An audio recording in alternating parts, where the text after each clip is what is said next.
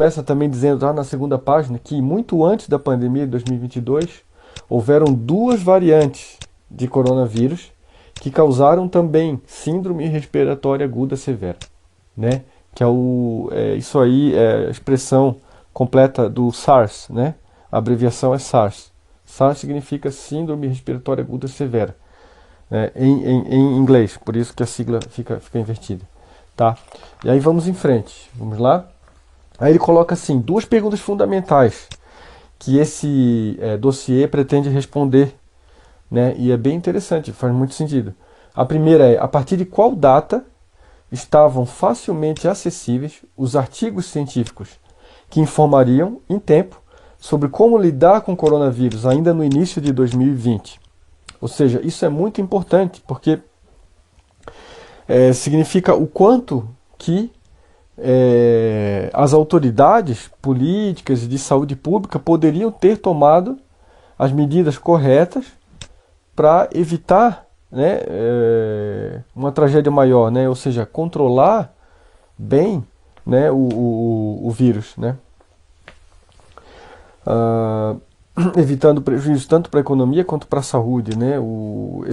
Esse dossiê também deixa claro, é muito bom esse dossiê, tá? Tem 84 páginas e todas com referências, as principais citações têm referências e tudo, então é muito bom. Ah, então ele diz também a partir de qual data era possível identificar os países mais experientes nesse tipo de vírus. Ou seja, mais uma vez ele chama atenção para o fato de que as autoridades poderiam ter ah, tomado as medidas corretas, porque havia sim informações suficientes para que essas decisões fossem tomadas, né? Então, são essas duas perguntas fundamentais. Repetindo, a partir de qual data estava facilmente disponível artigos científicos que informariam quais as melhores medidas? Com certeza, os países que tomaram a medida certa seguiram esses artigos científicos ou experiências anteriores com pandemias similares, como foi dito ali, já teve outras duas antes de 2020. É uma farsa dizer que era algo novo. Não era novo. Né? E depois, a segunda pergunta é a partir de qual data era possível identificar os países mais experientes? Então, quer dizer, caso você não quisesse seguir artigo científico, quisesse seguir só a prática dos países mais experientes, também havia informação disponível. Principalmente para o Brasil, por exemplo, porque o vírus chegou mais tarde aqui no Brasil do que nos outros países, né? Então vamos lá, o que que ele chama a atenção? Logo de cara, né, depois da introdução, na página 10, tá?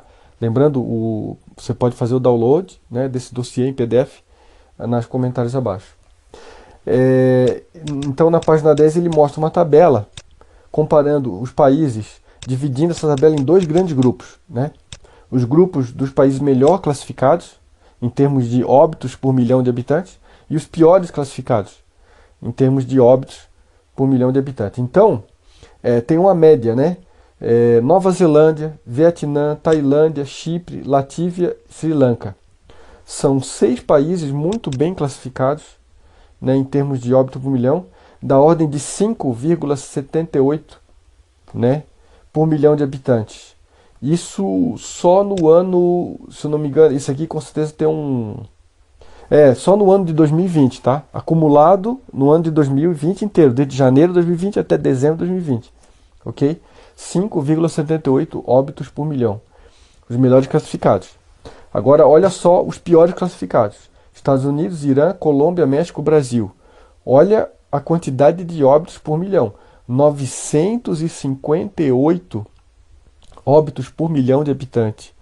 É uma coisa absolutamente catastrófica. A diferença é abissal. É uma coisa explosiva.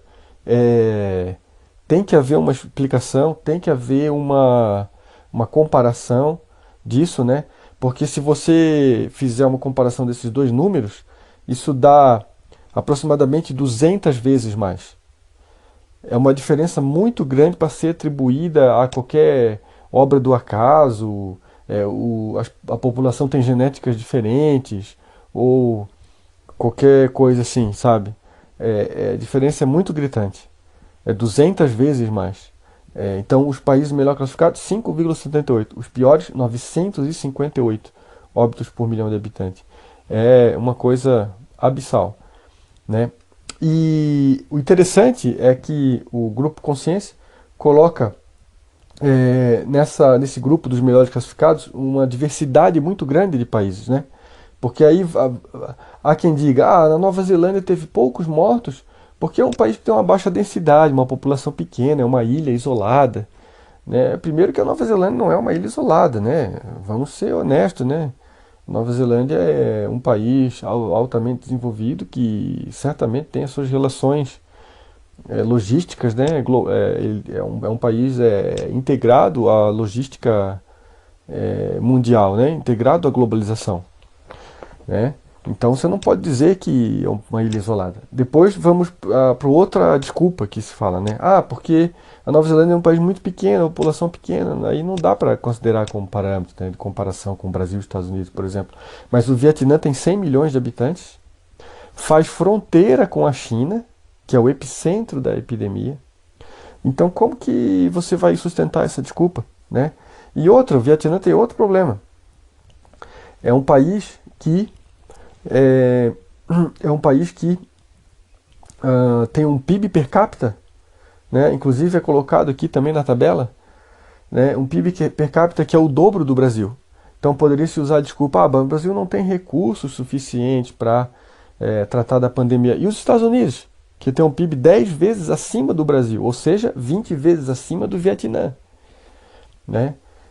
Teve um resultado absurdamente terrível. Inclusive, em 2020, os Estados Unidos foi o pior país do mundo, se eu não estou enganado. Um dos piores, com 328, é, desculpa, com 345 mil mortos, né, por Covid-19. Então, sim, em números absolutos, é um dos piores do mundo, né, os Estados Unidos. Muito pior do que a China, né, mais do que 10 vezes pior do que a China, que foi o epicentro. Então, é uma coisa absurda que teria que ter uma explicação boa para isso, né? Então você não pode usar a desculpa do quantitativo de população, você também não pode usar a desculpa de que só os países ricos conseguiram ter um bom desempenho na pandemia, e você também não pode usar a desculpa de que a Nova Zelândia é isolada, porque o Vietnã não é isolado, né? O Chipre é uma ilha, se eu não me engano, lá na Grécia, né? Próximo da Grécia. Ó, não acredito que seja uma ilha isolada. Aliás, são raríssimos os países que são isolados hoje em dia com a globalização, né? Então não dá para usar isso de desculpa, né? Depois temos a Tailândia, Sri Lanka, né? São dois países também, principalmente Sri Lanka, acredito que seja um país pobre, né? Bem pobre, o PIB per capita é 3.600, né? Um pouquinho só acima do Vietnã. E o Brasil é o dobro disso, né? E Sri Lanka teve muito poucas mortes por, por habitante, né? 211 óbitos. Imagina um país que tenha 211 óbitos, né, de Covid, é uma coisa irrisória, né? Em todo o ano de 2020. Então, não tem comparação. Tem que ter uma explicação por que tem esses dois grupos tão grandes. Então, o dossiê segue em frente, né? Nova Zelândia ficou em primeiro lugar no ranking Lowy, né? Então o ranking Lowy, para quem não sabe, né, o Instituto Lowy tem a referência aqui nesse dossiê. É um instituto australiano que fez um estudo, considerou vários parâmetros, né, de desempenho dos países e classificou os países entre melhores e piores na gestão da pandemia. Um dos parâmetros principais, óbvio, é o número de óbitos por milhão de habitantes, obviamente, mas também tem outros parâmetros, né? Então, foi uma organização muito interessante que tem uma contribuição extremamente importante para a situação toda, né, da pandemia no mundo. E não dá para dizer que o objetivo, a Austrália tem um objetivo político de prejudicar os países. Ora, tipo, tipo assim, colocar os países entre piores e melhores e a Austrália por si só já fica entre os melhores e tal. Isso não faz muito sentido, né? O instituto ele é independente, né? Então ele não faz muito sentido, né? Os Estados Unidos é um grande parceiro da Austrália, por exemplo, e ficou lá entre os últimos colocados nesse avaliação do Instituto Lloyd. Só isso já mostra que não teria nada a ver essa situação, né? Então, a Nova Zelândia, que está do lado da Austrália, a Austrália poderia considerar a Nova Zelândia um competidor. Mas, entretanto, botou a Nova Zelândia em primeiro lugar, primeiríssimo lugar, né? Depois, dentro do ranking Law, o Vietnã é o segundo, Tailândia é o quarto lugar. Ora, eu aqui acredito que a Austrália deva fabricar componentes eletrônicos. Então, ela poderia colocar a Tailândia, para prejudicar politicamente a Tailândia, vamos supor, em último lugar, né? Mas não colocou. A Tailândia ficou em quarto lugar nesse ranking do Instituto Lowy. Então essa distribuição aleatória entre primeiros e últimos colocados no ranking do Instituto Lowy mostra que não tem viés político ou competição global entre os países dentro desse ranking do Instituto Lowy, sabe?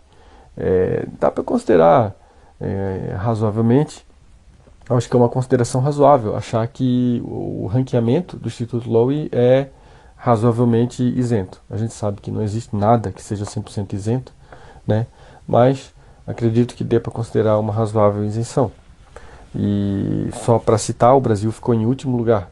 Os Estados Unidos ficou na posição 94, né? Então, quer dizer, tem 93 países que foram melhores do que os Estados Unidos na pandemia. E pelo número de óbitos por milhão de habitantes, acredito que é bem razoável. Sim, fecha com a quantidade de óbitos por habitante, né? O ranking Lowy fecha com a quantidade, guarda uma coerência com a quantidade de óbitos por habitante. Portanto, dá para considerar, dá para confiar razoavelmente no resultado do Instituto Lowy, né? Então, aí depois ele fala, né, dos dois países pobres, como Vietnã e Sri Lanka, que ficaram muito bem no ranking da pandemia, mas Estados Unidos e Brasil não, que tem um PIB per capita muito maior.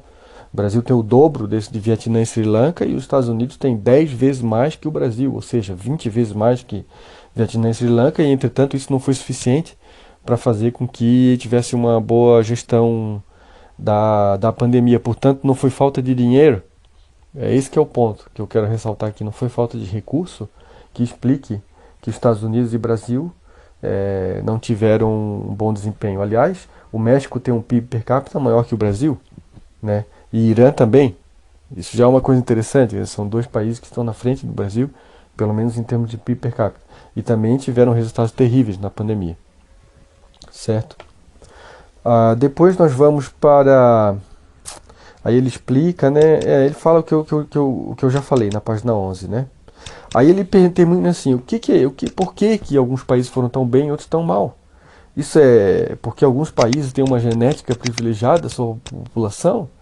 Ou é porque eles têm uma bola de cristal, o segredo do universo, né? Ele faz essa brincadeira aqui. E ele segue em frente, ele vai trazer à tona toda a explicação, né? Então ele vem. Então tem um argumento que fala assim, ó, que o problema foi a quantidade de idosos, a população idosa. Então os países que foram mal na pandemia é porque tinha uma população muito idosa. Então ele faz uma tabela comparativa na página 13, ele coloca lá, né? Ele coloca lá, Nova Zelândia tem 15,3% de idosos acima de 65 anos. A Tailândia, 15,7% de idosos acima de 65 anos. Inclusive ele bota com ênfase esses percentuais. E Latívia, 19,8% de idosos de idosos acima de 65 anos, né? Percentual total da população, né? Então, quer dizer, todos esses três países que tiveram um desempenho excelente no número de óbitos por habitante, tem percentual de idosos acima de 15% do total da população. Então, mais uma vez, cai por terra. Não dá para dizer que foi por causa do percentual de idosos da população que ocorreu essa diferença tão grande em desempenho, né, na gestão da crise sanitária, né? Lembrando que, por exemplo, o Brasil tem 10% apenas, né? Então o Brasil está até abaixo desses três países, né? O Chipre tem 14%, né, de idosos e teve um desempenho excelente. Então não dá para considerar isso aí como desculpa, né? Aí também nessa tabela ele mostra a quantidade de óbitos após 15 semanas. absurda a diferença, explosiva, assim, é exponencial, é um negócio surreal, é de outro planeta. Eu não entendo como que a população brasileira aturou tudo isso de forma tão passiva, tão cega, né? Porque é tão óbvio, assim, tão óbvio. Então, após 15 semanas, a quantidade de óbitos. Olha só, Nova Zelândia, 22. Vietnã, zero. Zero óbitos. Tailândia, 51 óbitos. Chipre, 19 óbitos. Látvia, 28 óbitos. Sri Lanka, 9 óbitos após 15 semanas. Brasil, 35 mil óbitos depois de 15 semanas. Então, seria necessário ser muito cego.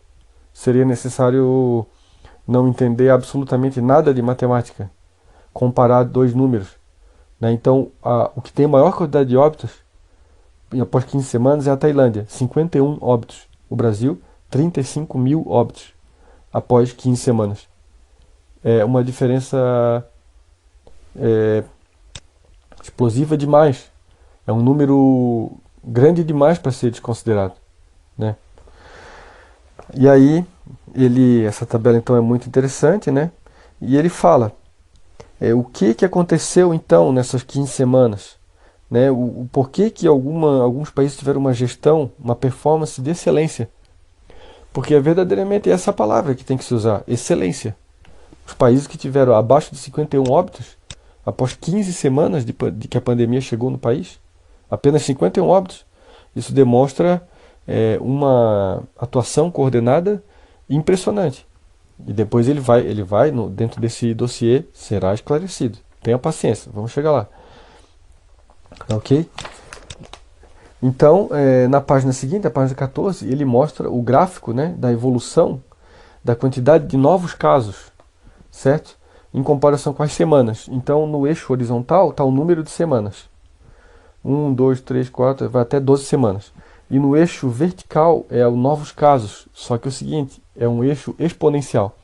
Percebe que de 1 você salta para 10, de 10 para 100, de 100 para 1000, de 1000 para 100 mil e depois de 1000 para 10 mil e depois 100 mil. Por que é assim esse eixo vertical? Porque para poder mostrar em um gráfico só toda a explosividade, você é obrigado a... Opa, caiu aqui o... você é obrigado a fazer uma escala vertical exponencial, senão você não consegue mostrar, sabe? Então, quando você vê uma reta nesse gráfico, na verdade está acontecendo um exponencial, entendeu?